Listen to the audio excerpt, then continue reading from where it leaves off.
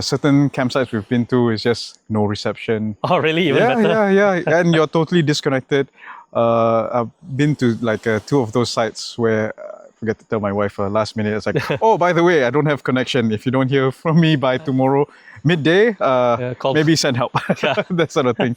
But it's nice to be, unless it's like emergencies, that sort of thing. Of course, you want to be connected. But in most cases, you want to be able to put your phone down, be in nature, surround yourself.